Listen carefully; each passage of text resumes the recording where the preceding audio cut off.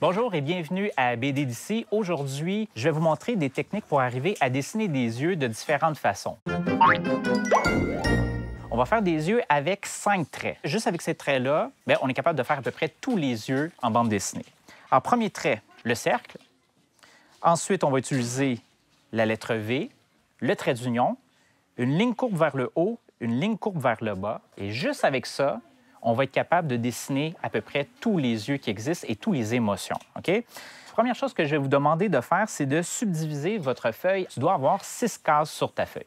On va se diriger à la première case. Je vais t'inviter à dessiner un cercle. Je ne veux pas qu'il soit trop gros. Et là, on va faire un deuxième cercle, mais cette fois-ci, il va être collé sur le premier. Alors, je vais commencer en haut ici. Je m'en vais vers le haut, je descends vers le bas et je viens reconnecter.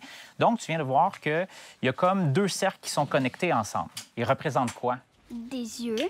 Ils vont représenter des yeux. Je vais t'inviter à refaire le même exercice pour les 5 autres cases. En d'autres mots, on a besoin de 6 paires de yeux. Là, qu'est-ce que je vais te demander de faire, c'est de trouver où se situe la moitié de la hauteur des yeux. Une fois que tu as trouvé cet endroit-là, j'aimerais ça que tu descendes encore une fois d'une moitié pour trouver le premier quart. Regarde, je te montre ici sur ma feuille qu'est-ce que ça donne. Le premier quart, c'est là, et j'aimerais que tu dessines une ligne horizontale. On va venir dessiner 2 petits cercles au centre, et là, tu vas avoir ton premier regard qui vient d'apparaître. Ton personnage, il est assez neutre. Est-ce qu'ils sont obligés d'être au centre? Les 2 petits points ne sont pas obligés d'être au centre, mais l'idée du cartoon, des fois, c'est d'avoir un personnage qui a l'air rigolo. Et quand on met les 2 pupilles qui convergent au centre, bien, ton personnage, automatiquement, ça lui donne un petit air coquin. Je vais à la case centrale ici, et là, on va faire un petit peu la même chose.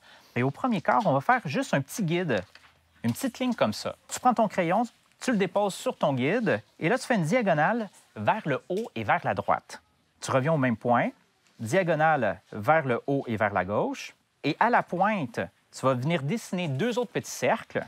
Et là, j'aimerais savoir, selon toi, ce regard-là, ça ressemble à quoi? Être en colère.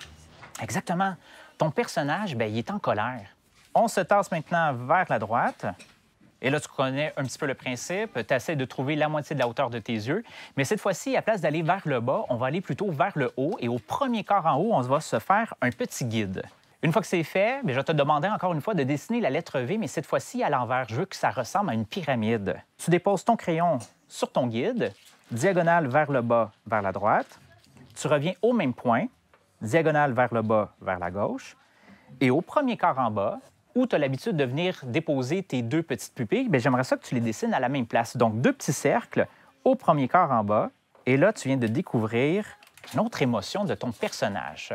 Alors, qui peut me dire quelle émotion est dégagée avec la lettre V à l'envers cette fois-ci? La tristesse. Exactement. Alors, la logique, quand on dessine des émotions, quand la ligne est droite, ton personnage il est neutre. Et plus que ta ligne va ressembler à un V, plus que l'angle va être aigu, plus que ton personnage va avoir l'air fâché. Et au contraire, plus que ta ligne va ressembler à une montagne ou à une pyramide, plus que ton personnage va avoir de grandes émotions, puis il va avoir l'air triste. Alors, tu as fait ça sur tes cases d'en haut. Maintenant, qu'est-ce que j'aimerais que tu fasses? C'est que tu recopies qu'est-ce qu'il y a en haut, en bas. Entre 2 émotions identiques, je vais ajouter un trait, puis juste avec ce trait-là, on va venir déformer l'émotion qu'on avait pour le changer pour une autre, OK? Notre personnage, il est triste. Je vais ajouter une ligne courbe qui va aller vers le haut. Est-ce que quelqu'un est capable de me dire c'est quoi l'émotion qui a été dégagée avec des yeux tristes, mais en ajoutant un sourire? Il est amoureux. Ouais, le personnage est amoureux. Si tu enlèves les cœurs, bien, le personnage il est timide. On va aller vers le bas. On a d'autres yeux qui sont tristes. Et là, on voudrait que le personnage soit vraiment triste. Donc, à la place de faire une ligne courbe qui va aller vers le haut, on va plutôt faire une ligne courbe qui va aller vers le bas. Bien, tu as déjà vu aussi, quand on fait des personnages qui pleurent, qu'est-ce qu'on doit ajouter? Alors, un petit peu d'eau dans les yeux. Tu peux faire des petites gouttes. Maintenant, au centre, ton personnage fâché, on va lui ajouter un sourire. Est-ce que quelqu'un voudrait deviner, avant que je le dessine, quelle sera son émotion? Diabolique. Bien vu, c'est exactement ça. Maintenant, tu peux lui ajouter des petites dents comme ça. Ça va être encore plus parlant. OK, on va aller vers le bas maintenant. Et là, on va faire une ligne courbe vers le bas et tu vas voir qu'est-ce qui va arriver. Bien, ton personnage, il est vraiment en colère. Et en BD, souvent, on peut ajouter des petits codes, comme par exemple un petit nuage au-dessus de la tête comme ça.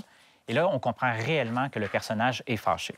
Au coin supérieur gauche, qu'est-ce qui est intéressant avec ces yeux-là, c'est que le personnage a l'air pas intéressé, fatigué. La vie est dure pour lui.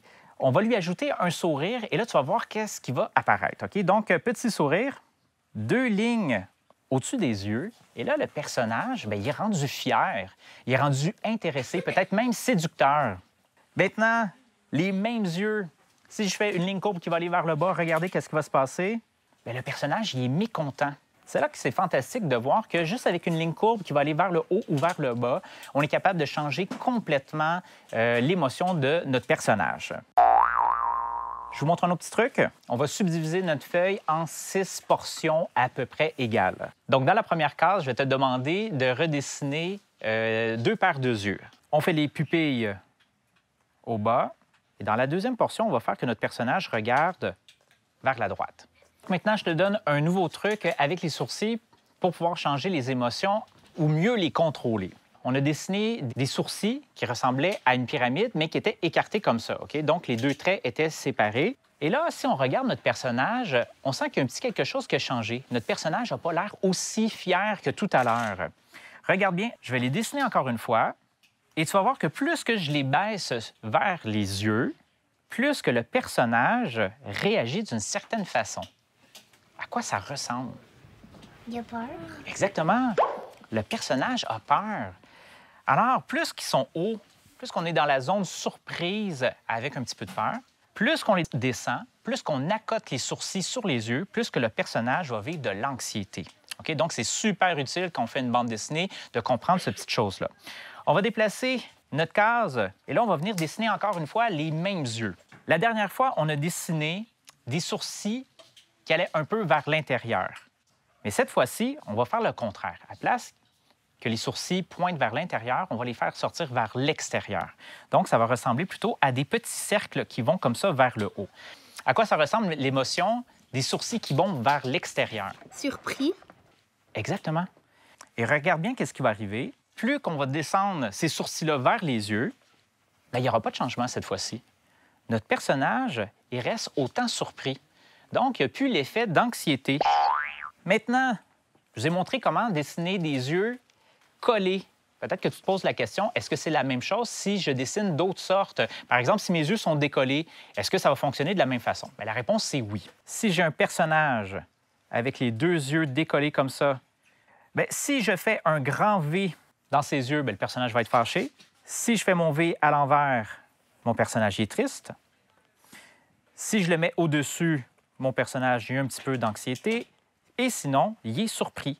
Ça va fonctionner à chaque fois. Merci d'avoir visionné. Plus de techniques de dessin dans les autres capsules.